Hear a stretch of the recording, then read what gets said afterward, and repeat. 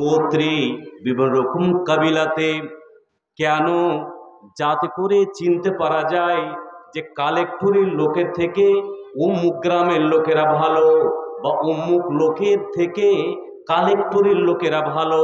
এরাকে বুঝাতে গেলে অন্য অন্য গ্রামের লোকেরা বুঝে না, অন্য অন্য দলেরা বুঝে না, কিন্তু কালেক্টরি রুয়াঘাট নাজিরপুরের লোকেরা এরাকে যদি সুন্দরভাবে কোরআন এবং হাদিস দিয়ে বোঝানো যায়, এরা চট চট চট চট করে বুঝে যায়। তো রব্বুল আমিনের কাছে এই জন্য গোত্র এবং কাবিলাবে বিভক্ত করে দিয়েছেন, যাতে করে মানুষদের ভিতরে কারা তাকওয়ালা কারা সম্মানী এরাকে চিনতে পারা যায়। এজন্য রব্বুল আমিন ভাগ করে দিয়েছেন। তাহলে বলুন তো, আপনাদের কালেক্টরিতে আপনাদের নাজিরপুরে যতগুলো বংশ রয়েছে, এই বংশের মধ্যে যারা অর্থনৈতিকে এগিয়ে রয়েছে, কূটনৈতিকে এগিয়ে রয়েছে, রাজনৈতিক দিক দিয়ে এরা মাস্তানি করে, যুবক ছেলেরা মাস্তানি করে, টাকাওয়ালা রয়েছে এই জন্য মাস্তানি করে, রব্বুল আমিনের কাছে এই গোত্রগুলোর কোনো দাম নেই, এ বংশের কোনো দাম নেই। কোন বংশের দাম রয়েছে? যাদের ভিতরে তাকওয়া রয়েছে এবং যাদের ভিতরে আত্মসংযমী রয়েছে, যারা বুজুর্গ সম্মানীয় ব্যক্তি, তাদেরই আল্লাহর কাছে দাম রয়েছে। ফলে টাকাওয়ালার দাম নেই। রাইসুল মুফাসসিরিন ইবনে আব্বাস তিনি বলছেন, যেমনি রব্বুল আমিন এই আয়াতটা নাজিল করলেন, ওয়ানজির আশিরাতাকাল আকরাবিন, এ নবী মুহাম্মদ আপনি অন্যরাকে ভয় না দেখিয়ে আপনার যারা নিকটীয় লোক, যারা কুম্ভের মধ্যে পড়ে, আপনার গোত্রের মধ্যে পড়ে, আপনার কাবিলার মধ্যে পড়ে, ওরাকে আপনি প্রথমে ভয় দেখান। যেমনি আয়াত নাজিল হলো, যেমনি আয়াত অবতীর্ণ হলো, তেমনি মুহাম্মদ সাল্লাল্লাহু আলাইহি সাল্লাম আল্লাহ রসুল দুরকম বর্ণনা রয়েছে। জাবালে তুহে চড়লেন, জাবালে কুয়ে চড়ার পরে আল্লাহ রসুল বলছেন, সমস্ত ধরনের লোকেরাকে ডেকে বললেন, এটা একটা রয়াতে রয়েছে, এবং ডাকার পরে বলছেন, এই মানুষেরা তোমরা যদি মনে করো যে পিছন থেকে এই যে দেখতে পাচ্ছ তোমাদের দুশ্মনেরা, তোমাদের শত্রুরা তোমাদের উপরে আক্রমণ করবে, তো তোমরা এই কথাটা আমার মানবে কি মানবে না? সকলেই বলেছিল, হ্যাঁ তুমি তো কোনোদিন মিথ্যা বলনি, তুমি নবী মুহাম্মদ আল আমিন সত্য বলো, তোমার কথা আমরা মানব নিশ্চয়। যেমনি এই কথা বলা তেমনি নই বললেন, এই মানুষেরা কাফির মুশরিকেরা, হে কুরাইশেরা তোমরা শুনে নাও, তোমরা যে আল্লাহ বাদ দিয়ে অন্যত্রে তোমরা ইবাদত করো, আল্লাহকে ছেড়ে দিয়ে তোমরা অন্যর যে তোমরা পুজো করো, তোমাদেরকে জাহান্নামে যেতে হবে, এইটার ইবাদত করলে চলবে না। যারা তোমরা ইবাদত করো ওগুলোকে ত্যাগ করে দিয়ে, বর্জন করে দিয়ে, যিনি আমাকে এবং তোমাদেরকে সৃষ্টি করেছে তার ইবাদত করতে হবে। তখন আবু জাহল বলছে যে তুমি পুরো দিনটা আমাদের খারাপ করে দিলে। আল্লাহ রসুল, এটা একটা রয়াত। দ্বিতীয় রয়াত কি? ইবনে আব্বাসের রয়াতে রয়েছে, আল্লাহ রসুল ডাকলেন নিজের কুরাইশ, নিজের গোষ্ঠীর লোকেরাকে, ইয়া মাশারাল কুরাইশ, এই কুরাইশের দল। তারপর বললেন, ইয়া বানি আব্দে মানাফ, এই মানাফের সন্তানেরা। এই করে করে করে করে নিজের ফুফুকেও ডাকলেন আল্লাহ রসুল, এবং নিজের মেয়েকেও ডাকলেন। ডাকার পরে বললেন, ও ফুফু এবং মেয়ে, তোমরা দুনিয়াতে যদি কিছু চাও আমার কাছে চেয়ে নাও, দুনিয়াতে যদি কিছু নিতে চাও তাহলে নিয়ে নাও। আমি মুহাম্মদ আর তুমি আমার মেয়ে ফাতেমা, যদি মনে করো কিয়ামতের দিন তোমার আমলনামা ডান হাতে না গিয়ে বাম হাতে যদি পড়ে যায়, তুমি ওকে যতক্ষণ প্রশ্ন করবে কবরে তিনটি প্রশ্ন, মান রাব্বুকা মা দীনুকা মান হুয়ার রাজুল আল্লাযী বুইসা ফীকুম, এই তিনটি যখন প্রশ্ন করবে বেটি ফাতেমা, তুমি যদি উত্তর দিতে না পারো তাহলে আমি তোমাকে বাঁচাতে পারবো না। বাম হাতে যদি তোমার আমলনামা পড়ে যায়, মুহাম্মদের বেটি ফাতেমা বাম হাতে আমলনামা কেন যাবে? এই বলে মোহাম্মদ তোমার আমলনামাটাকে নিয়ে ডান হাতে করে দেবে, এটা পারবে না। যেদিন পুলসেরাতে পার হতে হবে, সেই দিন যদি তুমি পুলসেরাত পার হতে গিয়ে বেটি ফাতেমা পড়ে যাও, সেই দিন আমি তোমাকে বাঁচাতে পারবো না।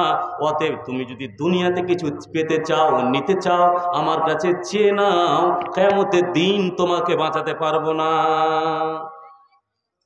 তাহলে কেউ কারোর কাজে আসবে না।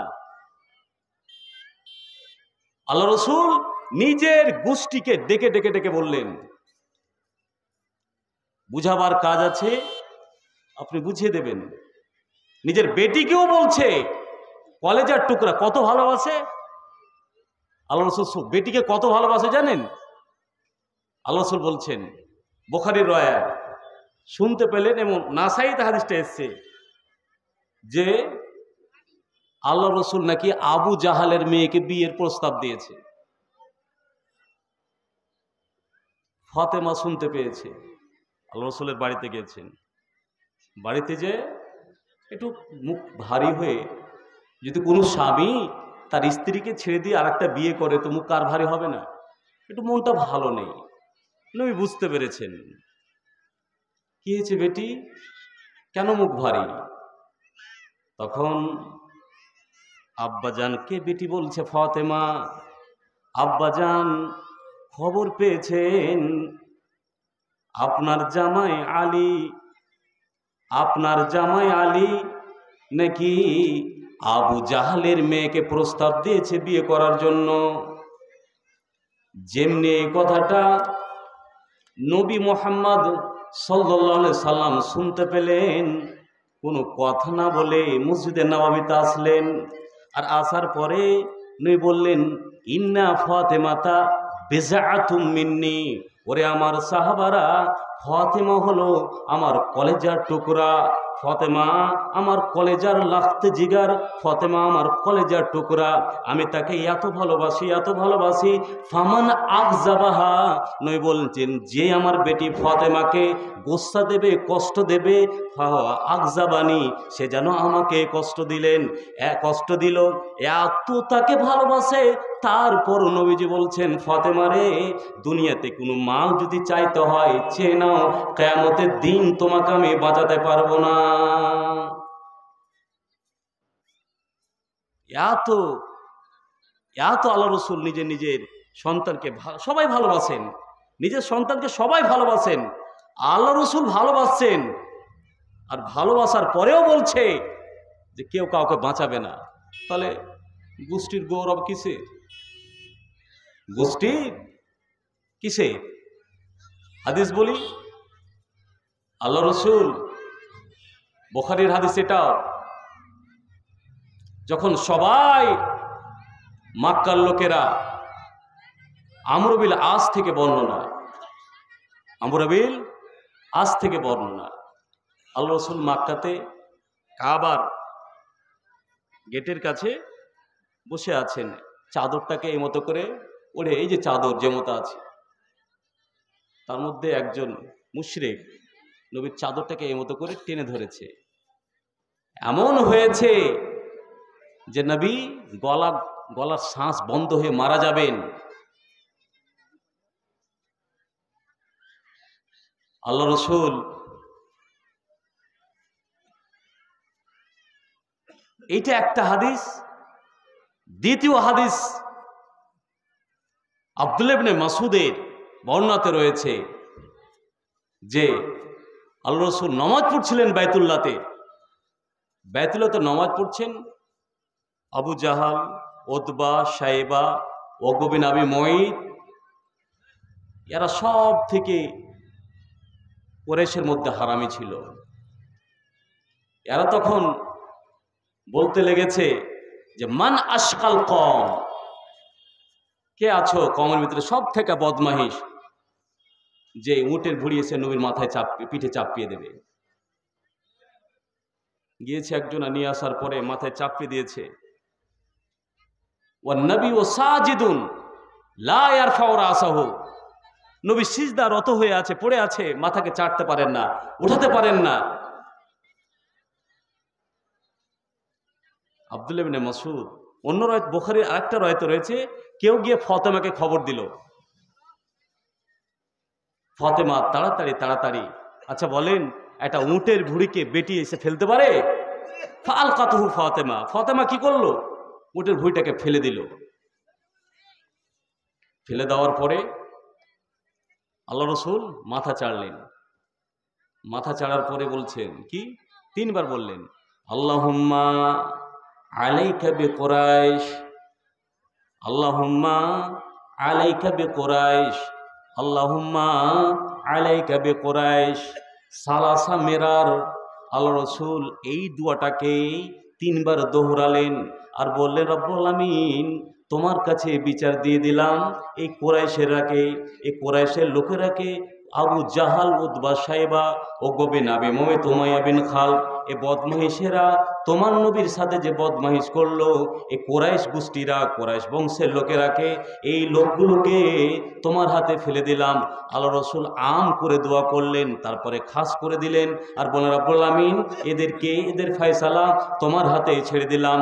দোয়াটা এমনভাবে আল্লাহর কাছে কবুল হয়ে গেল। কেন? এরা সবাই মিলে নবীর সাথে বদমাহিসি করেছিল, নবীর সাথে বেয়াদবি করেছিল। নবী সহ্য করতে পারলেন না, একবার গলাতে চাদর দিয়ে টানলেন, আল্লাহ রসুল বদদুয়া দিলেন না। কিন্তু দ্বিতীয়বারে যখন উটের ভুঁড়ি পিঠের ওপরে চাপিয়ে দিল এবং নবী মাথা ছাড়তে পারলেন না, তখন সহ্য করতে পারলেন না, আল্লাহ রসুল বদদুয়া দিয়ে দিলেন আর বললেন, রব্বুল আমিন কুরাইশদের এই বদমাহিসেরা যে তোমার নবীর সাথে বদমাহিস করেছে, এদের ফয়সালা তোমার হাতে ছেড়ে দিলাম, তুমি তার বিচার করো। তোমার হাতে ছেড়ে দিলাম, তুমি তার বিচার করো। কেমন হলো যে এরা সবটাই গাজওয়ে বাদারে মৃত্যুবরণ করেছিল? কেন হলো? যে নবী তাদের উপরে বদদুয়া দিয়ে দিয়েছিলেন। এখন আপনারা বলবেন যে এটা তো বদদুয়া, সাহাবাদের সামনে এই কুরাইশেরা, মক্কার লোকেরা নবীকে গাল দিত। এটাও বুখারীর রায়াত, আয়েশা থেকে বর্ণনা। নবীর সামনে নবীকে গাল দিত। তো নবী তো আর গাল দিতে পারে না, সালা এই গোষ্ঠীর লোক আমাকে গাল দিচ্ছে, আমি একে আবার কি করব, পাল্টা গাল দেব? আলেমেরা, মৌলভী সাহেবরাকে গাল দেয়। আপনি আপনার হতো ইমামকে গাল দিয়েছেন, যত পাবলিক আছে, কিন্তু আপনি কি জানেন যে আপনার ইমাম আপনাকে কিছু বলেছে? ল্যাড মুলি সাহেবটার হুঁশ নাই, মা এবং বোনেরা বলে দেয়, বা আপনার একটু কিছু হয়েছে, আপনার গোষ্ঠী মেলা হতো, আপনাদের বক্তব্যের মধ্যে হতো ইমাম বা মুলি সাহেবের একটু আপনার দিকে চলে গেছে, আপনার বিপক্ষে, ইমামকে আপনি গাল দিয়ে মাটিতে পুঁতে দিলেন, কিন্তু ইমাম তো গাল দেয় না। আর আল্লাহ রসুল কিয়ামতের দিন যদি আপনাকে জিজ্ঞাসা করে যায় যে কে আপনি গাল দিয়েছেন, সে যদি গালের যোগ্য মানে উপযুক্ত না হয়, তাহলে ওই গালটা তো আপনার কাছে কি আসবে, ফিরে আসবে। আপনারা গাল দেন, কিন্তু আল্লাহ রসুলকে যদি তারা কষ্ট দিয়েছে, আল্লাহ রসুল তো গাল দিতে পারবেন না, তো কে কি করবে?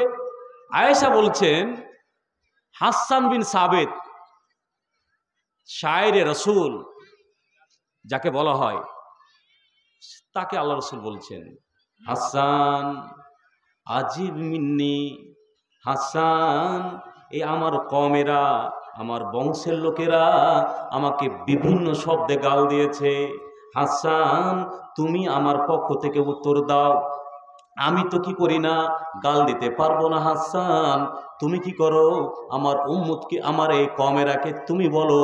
তখন আল্লাহ রসুল বললেন, কাইফা তাহজুম ইয়া হাসান, হাসান তুমি যে তাদের কুৎসা বর্ণনা করবে, তাদের বদনাম করবে, তো তুমি কেমন করে করবে? কেন আমিও তো কুরাইশেরই, আমারও তো বংশ কুরাইশ, আমি তো ওই বংশে জন্মগ্রহণ করেছি, তাহলে তুমি যে ওরাকে বকবে শেরের মাধ্যমে, কবিতার মাধ্যমে, তো আমাকে তুমি কেমন করে বাঁচাবে? তখন হাসান বলছেন, আল্লাহ রসুল যেই মতো মা বোনেরা আটা সানতে গিয়ে, আটা সানে রুটি পাকাবার জন্য, রুটি বানাবার জন্য পাকাতে, রুটি সানতে সানতে সানতে যদি ওখানে মাথার চুল পেয়ে যায়, তা আল্লাহ রসুল বলুন তো ওই চুলটা মা এবং বোনেরাকে বের করে নিয়ে আসতে, বের করতে আটা থেকে, যখন বের করে ফেলে দেয় তো ওই চুলের ভিতরে আটা কি থাকে? নবী বললেন না না, চুলটাকে যেমনি টানতে যাবে আটা থাকবে না, আটা ভরবে না।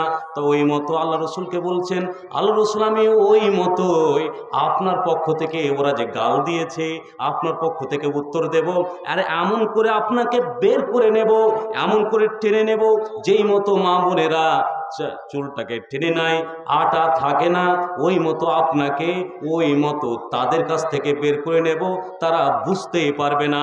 যেমনি এই কথাটা বলা তেমনি আল্লাহ রসুল হাসানের জন্য দোয়া করে দিলেন, আল্লাহুম্মা আইয়িদহু বিরূহিল কুদ্দুসে, রব্বুল আমিন তুমি একে জিবরিলের দ্বারা একে সাহায্য করে দাও। এই যদি শব্দ খুঁজে না পায় কবিতা বানাতে গিয়ে, তাহলে তুমি তার ব্রেন দিয়ে দাও, তাকে বুদ্ধি দিয়ে দাও, শব্দ জোগাড় করে দাও, যেন এই কাফেররাকে মুশরিকরাকে উত্তর দিতে গিয়ে এই সঠিকভাবে উত্তর দিতে পারে।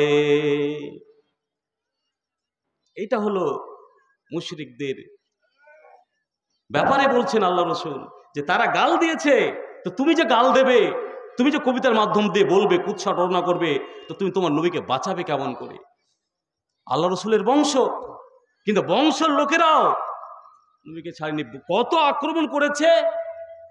আল্লাহ রসুল বাধ্য হলেন মক্কা ত্যাগ করে মদিনাতে গিয়ে যেতে। মদিনা তো গেলেন, মদিনার লোকেরা যদি আল্লাহ রসুলকে যদি মেনে না নিত, অবস্থা কি হতো? কি হলো? আল্লাহ রসুল গেলেন, আইয়ুব আনসারীর বাড়িতে 16 বা 17 দিন কাটালেন। কিন্তু যাওয়ার সময় আল্লাহ রসুলের আগমনে কেউ ছিল না মদিনাতে, এমনকি ইহুদিরাও।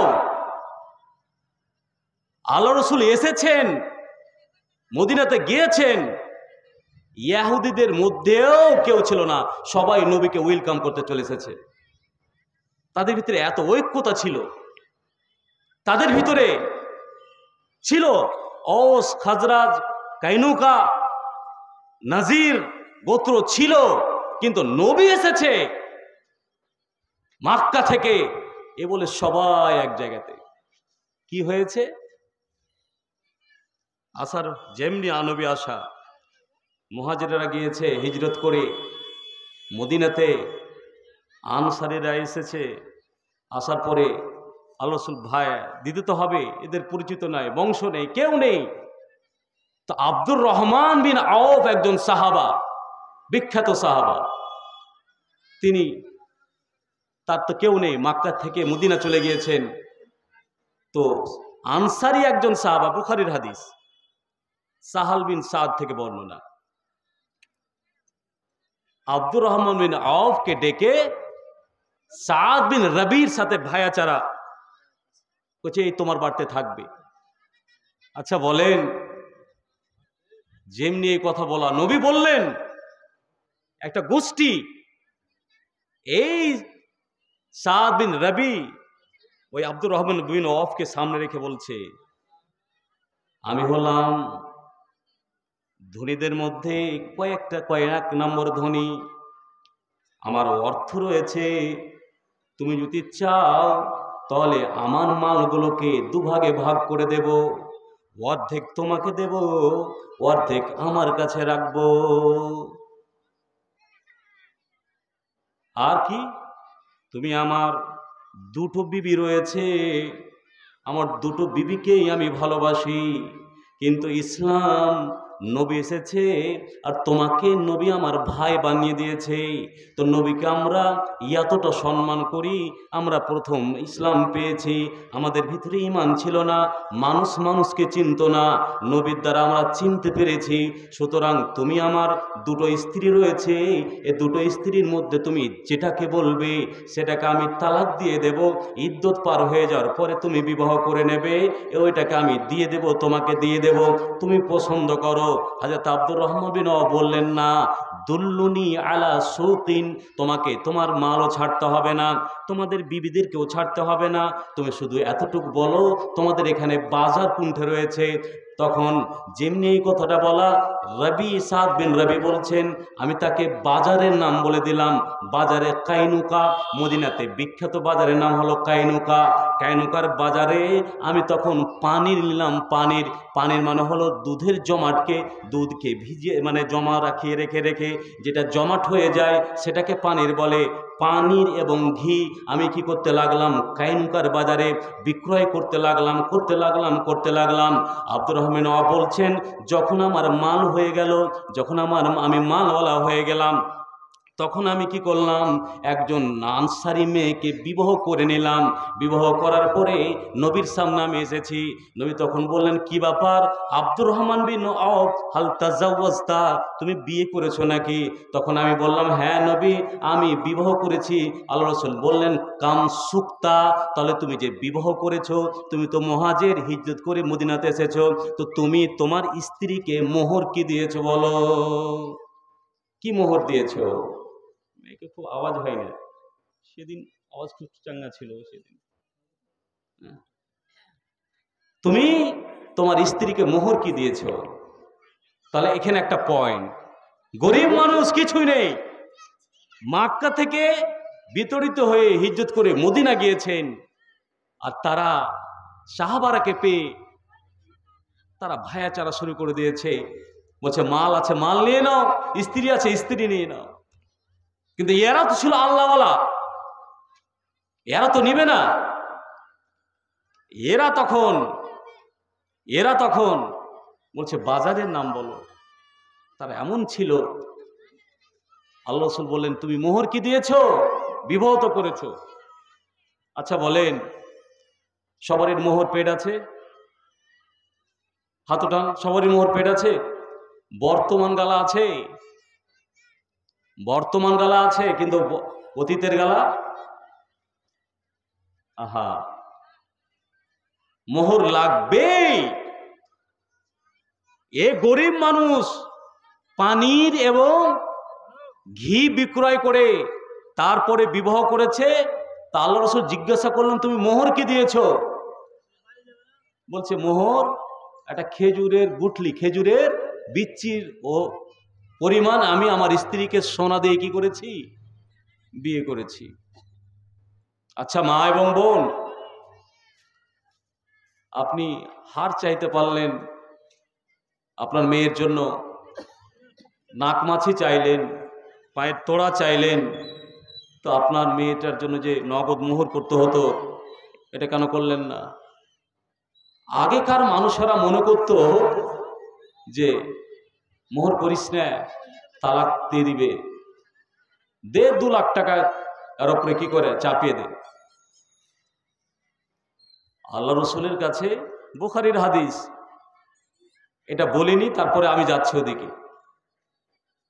এটারও রাবি সাহাল বিন সাদ আস-সাঈদি, তিনি বলছেন যে যা ইমরাতুন ইলা রাসূলিল্লাহ সাল্লাল্লাহু আলাইহি সাল্লাম, আল্লাহ রাসূলের কাছে একটা মহিলা এরকম মজলিসে আছেন, আল্লাহ রাসূল আসলেন, আসার পরে বলছেন, ওয়াহাবতু লাকা নাফসি ইয়া রাসূলুল্লাহ, হে আল্লাহর রাসূল, আমি আমার নাফসকে আপনার জন্য হেবা করে দিলাম, আমার নাফসের মালিক আপনাকেই বানিয়ে দিলাম। মেয়েটা দাঁড়িয়ে রয়েছে, কোনো উত্তর দেয় না। নবী নাও মনে মুড়ি করে আছেন, মাথা করে আছেন, মুন্ডটাকে এই মতো করে আছেন, চাড়েননি মাথাটাকে। আর এদিকে মেয়েটা দাঁড়িয়ে রয়েছে, একজন সাহাবা ওখানে তখন দাঁড়িয়ে দাঁড়িয়ে বলছেন, হে আল্লাহর রাসূল, যদি আপনার এই মেয়েটার, এই নারীর যদি প্রয়োজন না থাকে, ফাজাব্বিজনি ইয়া রাসূলুল্লাহ, আল্লাহর রাসূল, আমি যুবক ছেলে, আমার বিয়ে হয়নি, এই যে মেয়েটা আপনার জন্য নিজেকে উৎসর্গ করে দিয়েছে, তো এই মেয়েটার বিয়ে আমার সাথে দিয়ে দিন, আমি বিয়ে করতে রাজি আছি।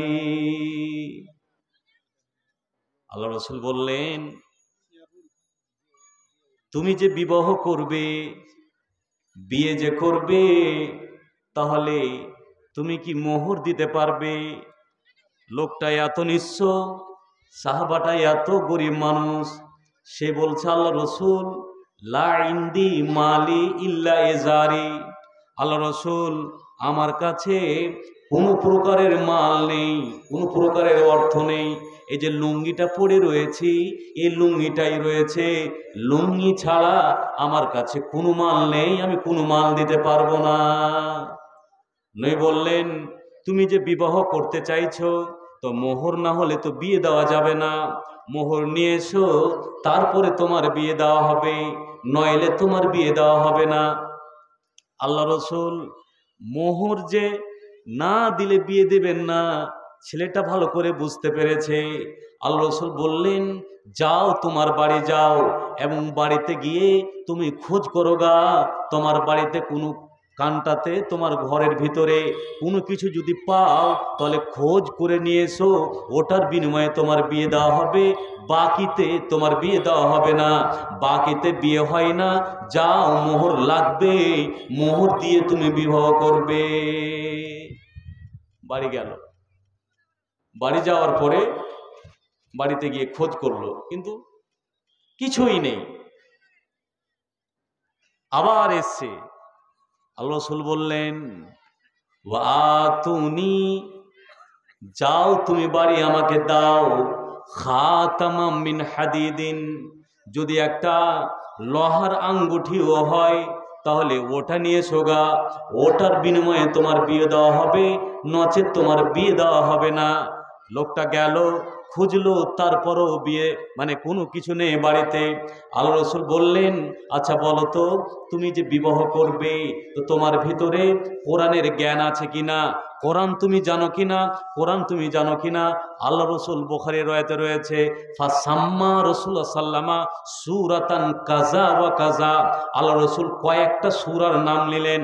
আচ্ছা বলো তো তুমি যে বিবাহ করবে তো তোমার কোরআনের অমুক সূরাটা মুখস্থ আছে কিনা, তুমি যে বিবাহ করবে তো তোমার কোরআনের অমুক সূরাটা মুখস্থ আছে কিনা। যেমনি কথাটা বলা তেমনি ওই যুবক ছেলে বলছে নাম ইয়া রাসূলুল্লাহ, হে আল্লাহ রসুল আপনি যে সূরার নাম নিলেন এই সূরা আমার মুখস্থ রয়েছে, আপনি যে অমুক সূরার নাম নিলেন অমুক সূরা আমার মুখস্থ রয়েছে। যেমনি কথাটা বলা তেমন আল্লাহ রসুল বললেন জাওয়াজতুকাহা বিমা মাআকা মিনাল কোরআনে শাইয়া, ওরে আমার যুবক ছেলে তোমার ভিতরে কিছু নাই ঠিক আছে, তোমার টাকা নাই তাও ঠিক আছে, তোমার অর্থ নাই তাও ঠিক আছে, তোমার ভিতরে যে কোরআন রয়েছে কোরআনের বিনিময়ে যাও তোমাকে আমি বিবাহ পড়িয়ে দিলাম। পরবর্তীতে তুমি যে কোরআন তোমার স্ত্রীকে শিখতে গেলে তাকে টাকা লাগতো, তাকে পয়সা লাগতো, আর পয়সা লাগবে না, ওইটাই তোমার মোহর হয়ে গেল। তুমি যেই সূরাগুলো তোমার মুখস্থ ছিল ওই সূরাগুলো তোমার স্ত্রীকে তুমি শিখিয়ে দেবে। কেন এখান থেকে অনেকটা ইস্তেদলাল আপনি নিতে পারেন। একটা ইস্তেদলাল হলো এটাই যে বিনা মোহরে বিয়ে হবে না। তো একজন আনসারি সাহাবা ও আনসারি মেয়েকে বিয়ে করলেন, একজন মুহাজির সাহাবা আব্দুর রহমান বিন আওফ, কিসের বিনিময়ে না তো খেজুরের পরিমাণ, খেজুরের গুঠলির পরিমাণ সোনার বিনিময়ে। কেন যে বিনা মোহরে আল্লাহ রসুলের যুগে বিয়ে দিতেন না, আল্লাহ রসুল বিয়ে দিলেন কিসের বিনিময়ে, কোরআনের বিনিময়ে বিয়ে দিলেন। কেন কোরআন শিখতে গেলে টাকা লাগবে। কে বলেছে আপনারা বলবেন মৌলভী সাহেবকে আমরা রাখবো মসজিদে, তো মৌলভী সাহেব আল্লাহ বিল্লাহ কাজ করবে, ইমামতি করবে, নামাজ পড়াবে, তো মৌলভী সাহেব টাকা কেন নেবে? তাহলে বলুন তো এই যে আল্লাহ রসুল তাকে বিয়ে পড়ালেন কিসের বিনিময়ে, না তো কোরআনের বিনিময়ে। কোরআন শিখতে গেলে তাকে টাকা লাগতো, আর তাকে টাকা লাগবে না, ওটাই তার মোহর। কোরআন শিখিয়ে দাও গা, তোমার মোহর পূর্ণ হয়ে যাবে। নারে তাকবীর। লোক কি হয়েছে, পাল্লে গেল নাকি সব? হ্যাঁ বাজারে সব নাকি? আল্লাহ রসুল মোহর, আমার বিষয় কিন্তু ওটা নয়। বিষয় কি? বিষয় যে আল্লাহ রসুল আনসারীরা, আনসার গোত্র, আনসার কাবিলা, আল্লাহ রসুল আব্দুল্লাহ ইবনে উমর বলছেন বুখারীর হাদিস, আমরা সবাই গাজওয়ে খান্দাকের দিন আমরা কি করছিলাম, খান্দা করছি। ওয়ান নাবিয়্যু নাহনু নানকুলু আত-তুরাবা, আমরা মাটিগুলোকে নিয়ে আসছিলাম, নিয়ে আসতে আনসারীদের পরিশ্রম দেখলেন আল্লাহ রসুল। আপনাদের একটা ক্লাব না একটা গোত্র একটা বংশের উপরে ঈর্ষা পোষণ করে, এই বংশটা এগিয়ে গেল, ওই বংশটা পিছে থেকে গেল, এই বংশ মিলে জালসা করছে আর ওই বংশ পিছে হটে আছে। যদি এই মতো করেন খবরদার, গ্রাম উন্নয়ন হবে না, গ্রাম এগিয়ে যাবে না। আপনাদের এই পাড়া ওই পাড়া এবং 4 পাড়া নিয়ে একটা বৃহত্তম মসজিদের প্রয়োজন, জায়গারও প্রয়োজন। আপনারা মনে করেন ওই পাড়াতে নিয়ে গেলে আমাদের সুবিধা হবে, আর এই পাড়া মনে করে যদি এই 3 মোহনীর কাছে নিয়ে যেতে পারি তাহলে আমাদের সুবিধা হবে।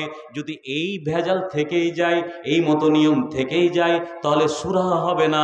যারা গ্রামের বিশিষ্ট ব্যক্তি রয়েছেন, যারা সম্মানীয় ব্যক্তি রয়েছেন, আপনারা ওই মতো গোষ্ঠীর টানাটানি ছেড়ে দিতে হবে, এলাকার টানাটানি ছেড়ে দিতে হবে। সমাজের যারা প্রতিষ্ঠিত, আপনারা এক জায়গাতে বসবেন আর বসার পরে বলবেন 100 বছর সামনেকে ভাববেন, আর ভাবার পরে ভাববেন যে এখন আমরা যেই পরিস্থিতিতে রয়েছি মসজিদের জায়গাতে হবে না, মসজিদে মানুষ ধরবে না, তো উচিত কি হবে, এমন এক জায়গাতে আমরা জমি কিনবো, এমন এক জায়গাতে আমরা মসজিদ বানাবো। গোষ্ঠীর দিকে তাকাবো না, বাহুবল দেখাবো না, গোষ্ঠীর জোর দেখাবো না, সবাই একসাথে এক জায়গাতে হয়ে যদি কাজ করেন তাহলে এগিয়ে যাবেন। আর যদি গোষ্ঠী ওই গোষ্ঠী এলো না, ওরা কেন মাস্তানি করলো, ওরা কেন মালিকানা করলো, যদি এই জায়গাতে থাকেন তাহলে এগিয়ে যাবেন না।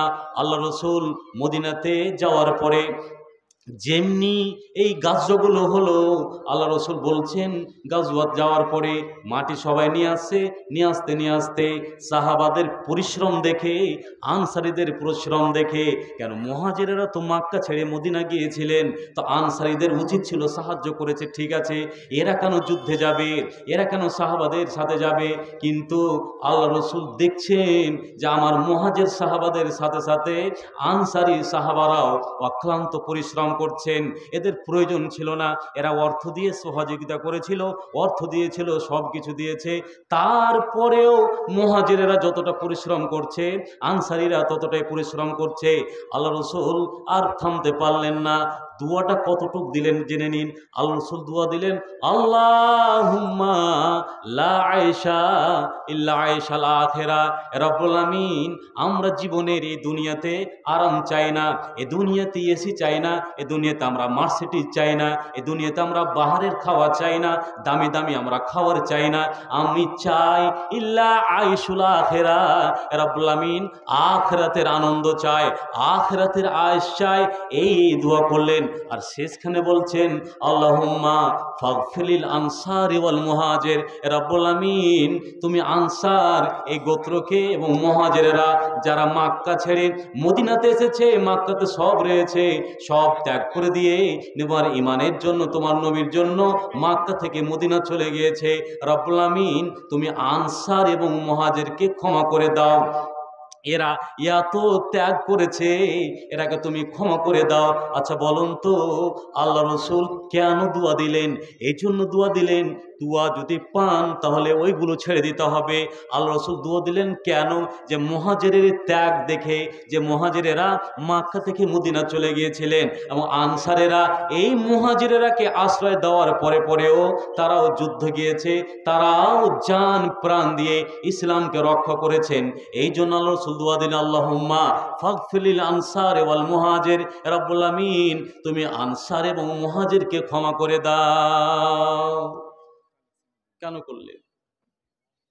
এজন্য করলেন যে আল্লাহ রসুল এরাকে দেখতে পাচ্ছেন যে এরা পুনুট, এরা তো বলতো এরা এসছে ইসলামের জন্য, এরা সব করুক, কিন্তু না, এরা সাথে সাথে যেখানে যেটা প্রয়োজন সেটা কি করেছেন? তারা করেছেন। তারা কিঞ্চিত পরিমাণ ওই জায়গা থেকে, ওই এদের থেকে তারা সরে যায়নি। আর আপনাকে বলি, বুখারীর রায়াত, উসমান বিন মাজউন ও সাহাবা হিজরত করে মদিনা গিয়েছিলেন। মদিনাতে যাওয়ার পরে উসমান বিন মাজউন অসুখ হয়ে পড়ল। আবার এই উসমান বিন মাজউনের ভাগে পড়েছিল কে জানেন? একটা নারী, আনসারী নারী, উম্মুল আলা আল আনসারিয়া নাম, এর ভাগে পড়েছে। মারে যা উসমান বিন মাজউন। কিছুদিন যাওয়ার পরে মদিনাতে উসমান বিন মাজউন অসুখ হয়েছিল। কেতাব মিশকাত জিলদে দেখা, বুখারী কেতাবুন নিকাতে এসেছে, এখানেও জিলদে সানি। উসমান বিন মাজউন এত বিজ্ঞ সাহাবা, তিনি আল্লাহ রসুলের কাছে অনুমতি চেয়েছিলেন, ছাড় চেয়েছিলেন তাবাত্তল করা। তাবাত্তলের মানে হলো প্যারাই করে নেওয়া, খাসি করে নেওয়া, অর্থাৎ পুরুষেরা বাচ্চা নেবে না, বিবাহ করবে না, এই বলে প্যারাই করে নাম, আরবিতে বলা হয় তাবাত্তল। আল্লাহ রসুল বলছেন, এই উসমান বিন মাজউন থেকে বর্ণনা, তিনি বলছেন যে হযরত উসমান বিন মাজউন আল্লাহ রসুলের কাছে অনুমতি চাইলেন। আল্লাহ রসুল অনুমতি দেন, আমরা বিবাহ করব না, প্যারাই করে নিব, খাসি করে নেব। আল্লাহ রসুল বললেন না। রাসূলুল্লাহ সাল্লাল্লাহু আলাইহি ওয়াসাল্লাম আনিত তাবাত্তুলে, আল্লাহ রসুল পুরুষদের জন্য প্যারাই করা নিষেধ করে দিলেন। তারপরে হাদিসে বলছে লাউলা আজনা লা আখতাসাইনা। এই উসমান বিন মাজউন বলছেন, নবী যদি আমাদের অনুমতি দিতেন তাহলে আমরা পুরুষেরা বিবাহ করতাম না, আমরা সবাই প্যারাই করে নিতাম। ওই উসমান বিন মাজউন ইবাদতের জন্য, আল্লাহর ইবাদতের জন্য প্যারাই করতে চেয়েছিলেন। তিনি মদিনা হিজরত করে গেলেন, আর যাওয়ার পরে অসুখ হয়ে গেলেন। অসুখ হয়ে যাওয়ার পরে কিছুদিন পরে এই উসমান বিন মাজউন মারা গেল। মারা যাওয়ার পরে তাকে দাফন করা হলো, সব কিছু করা হলো।